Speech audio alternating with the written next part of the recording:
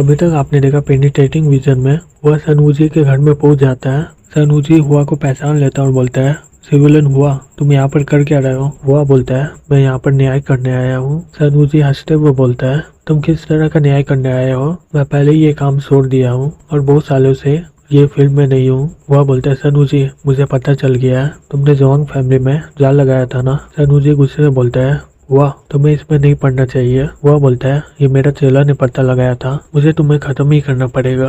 सनवूजी बोलता है, वाह, तुम्हें क्या लगता है मैं तुमसे डर जाऊंगा? और फिर वो उस पर हमला कर देता है। वह उसके हमले से बच जाता है और फिर उसे एक जोर से मुक्का मारता है पेट में और फिर वो दूर जाकर गिर जाता है। सन बोलता है, तुम 6 फोर्स में आ गए हो मेडिसिन टाउ के। वह बोलता है, ये 7 फोर्स है, अगर तुम सीक्रेट टेक्निक इस्तेमाल करोगे मैं तोड़ दूंगा उसे भी। सन उसे शॉक्ड होकर बोलता है, क्या 7 फोर्स? अगर मुझे पता होता कि तुम इस लेवल में होते मैं तो कभी भी तुमसे लड़ता नहीं। वह बोलता है, इतना भक्कन लगाने की कोई जरूरत नहीं है, मैं वैसे ही तुम्हें मार डालूंगा। सनूजी बोलता है, सिविलियन हुआ, तुम्हें हर फैमिली बुद्धा की तरह जानता है, तुम तो भगवान को जानते ही होगे ना? वह बोलता है, तो तुम इसलिए ये सब कर रहे हो? फिर वो अपने सुई से उसे मार देता है। फिर बोलता है, मुझे पता नहीं है कि मैं पहले गलत सुना था या सही, मुझे सिर्फ ताकतवर होना था। क्या वो लड़का मेरा सपना को पूरा कर पाएगा? एक लड़की घर के बाहर खड़े होकर ये सब देख रही थी और बोलती है, वाह, तुमने आखिरकार कर ही दिया। फिर हमें अगले दिन दिखाया जाता है। जैंग चिल्लाकर बोलता है, क्या मास्टर, आपने सनूजी को मार डाला? बहुत बढ़िया बात है, अब मुझे डरने की कोई जरूरत नहीं है। वह बोलता है, क्योंकि वो मर चुका है, कि इसका मतलब ये नहीं है कि खतरा टल गया है, ये बहुत ही मुश्किल हो जाएगा अगर उसका कोई साथी हुआ तो। चलो समय आ गया तुम्हें कुछ सिखाने का। फिर वो दोनों ट्रेनिंग के लिए बाहर आ जाते हैं। जैंग बोलता है, मास्टर, जो आपने एक्यूपंक्चर के लिए इस्तेमाल किया था ना उस दिन, मुझे वो सीखना है। वह बोलता है, चिंता मत करो, तुम्हें सबसे पहले प्रैक्टिस करना होगा टाइसी स्टैंडिंग। इस मूव को प्रैक्टिस करने के बाद तुम मिक्स कर पाओगे अपने आत्मा और ताकत को, जिसे तुम सिंगल अल्टीमेट सीख लोगे। ये टाइसी कुंफू है। जैंग बोलता है, टाइसी स्टैंडिंग। फिर वो प्रैक्टिस करता है। वह उसके पाँव में मारते हुए बोलता है, तुम अपने पाँव को बहुत ही ज्यादा मोड़ दिए हो। फिर वह उसे बताता है कैसे करना है। मैं तुम्हें कल्टीवेशन मेथड सिखाने वाला हूँ, जो सैनोंग स्कूल का सीक्रेट है। इस मेथड को किंग इम्पेरर का कल्टीवेशन मेथड भी बोला जाता है। ये तुम्हारा मार्शल आर्ट का ट्रेनिंग नहीं है सिर्फ, लेकिन इससे तुम्हारे मेडिकल प्रोफेशन में भी असर आएगा। अगर तुम इसे सीख नहीं पाए तो तुम सैनोंग स्कूल में मेडिसिन आर्ट नहीं कर पाओगे। जैसे सैनोंग स्कूल का 2 अमेजिंग टेक्निक है, सैनोंग स्कूल का 2 अमेजिंग टेक्निक है, 9 फोर्स मेडिकल टाउ का और डिवाइन सुई। बिना कल्टीवेशन मेथड का वो दोनों बेकार है, तुम उसका इस्तेमाल नहीं कर पाओगे। जैंग बोलता है, ओ ये इतना इम्पोर्टेंट है। वह बोलता है, बहुत देर खड़े होने के बाद पहला स्टेप पूरे शरीर में फोर्स को पैदा करना होता है। पूरा फोर्स मतलब सारा ताकत एक जगह में आ जाएगा। जब तुम एक पंच बनाओगे तो तुम्हारा सारा शक्ति उसमें आ जाएगा।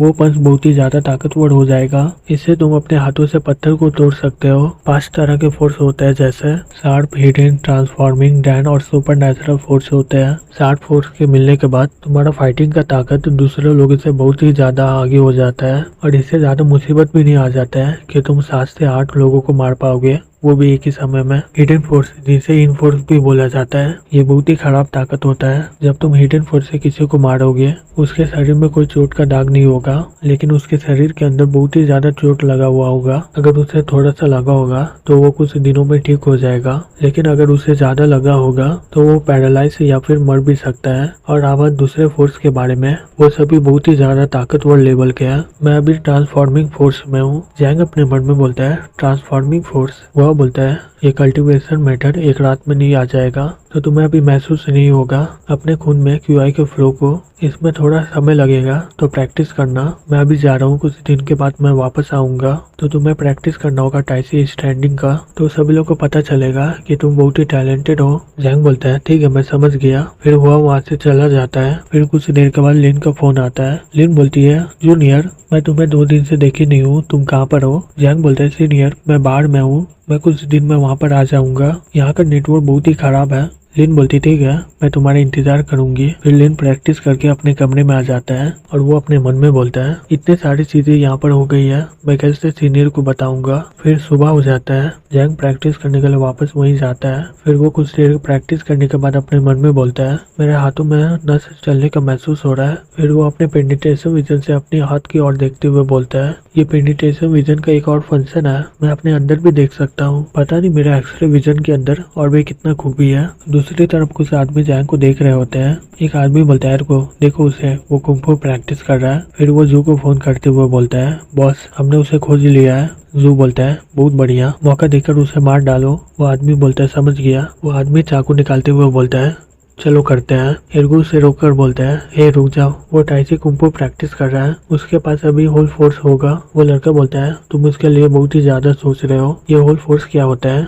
तुम्हें तो कुंफू आता है ना, तुम पहले बोल रहे थे कि तुम शार्प फोर्स में आ गए हो। एर्गो बोलता है तुमने कभी मार्शल आर्ट प्रैक्टिस नहीं किया है तो तुम्हें समझ भी नहीं आ रहा होगा कि मैं क्या बोल रहा हूँ। वो लड़का गुस्से से बोलता है भूल जाओ, मुझे 1 लाख चाहिए, उसे मारने के बाद ही मिलेगा हमें वो पैसा। फिर वो जैंग की ओर चाकू लेकर हमला कर देता है। जैंग उसके हमले को महसूस कर लेता है और उसे रोक देता है और घबराते हुए बोलता है तुम हो कौन, तुम मुझे मारना क्यों चाहते हो? वो लड़का बोलता है तुम्हें मारकर मुझे पैसा मिलेगा। फिर वो एर्गो को बोलता है तुम किसका इंतजार कर रहे हो, मेरी मदद करो। फिर वो सामने में पड़ा वो पत्थर उठा लेता है। जैंग बोलता है रुक जाओ, तुम्हें पैसा चाहिए ना, चलो बात करते हैं इसके लिए। लेकिन एर्गो उसके सर में पत्थर से मार देता है और जैंग वहीं पर बेहोश हो जाता है। एर्गो ये देखकर बोलता है भाई ये तो बेहोश हो गया। वो लड़का चाकू निकाल देता है और बोलता है इसे मारने के बाद हमें पैसा मिल जाएगा। जैसे वो उसे मारने जाता है जैंग उसे पकड़ लेता है उसके हाथ को और बोलता है तुम्हें खेलने का शौक है ना। वो लड़का घबरा जाता है और बोलता है मैं देखा था कि तुम बेहोश हो गए थे, तुम अचानक से खड़े कैसे हो गए? तभी जैंग उसे एक जोर से पंच मारता है और वो दूर जाकर उस पेड़ को तोड़ने के बाद पेड़ में जाकर लटक जाता है। एर्गो ये देखकर बहुत ही शॉक्ड हो जाता है। जैंग बोलता है तुम्हें इसकी तरह उड़ना नहीं है तो मुझे बताओ कि तुम्हें किसने भेजा है यहाँ पर। एर्गो बोलता है ठीक है मैं बताता हूँ,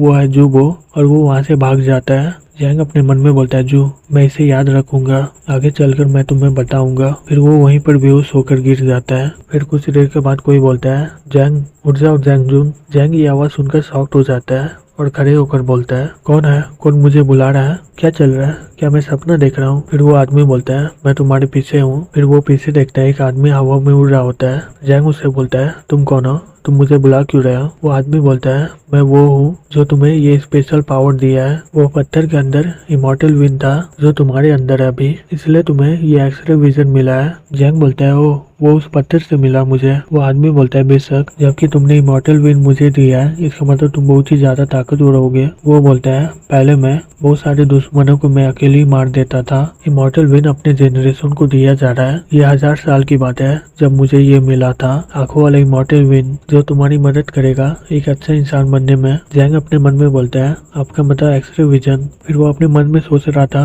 कि मैं इतने सारे स्वर्ग को देखा था। वो आदमी उसके सर में मारते हुए बोलता है तुम इसका इस्तेमाल लड़कियों को देखने के लिए कर रहे हो, जो इसका इस्तेमाल सही से नहीं कर रहा था पहले, वो 1 साल में मर गया था।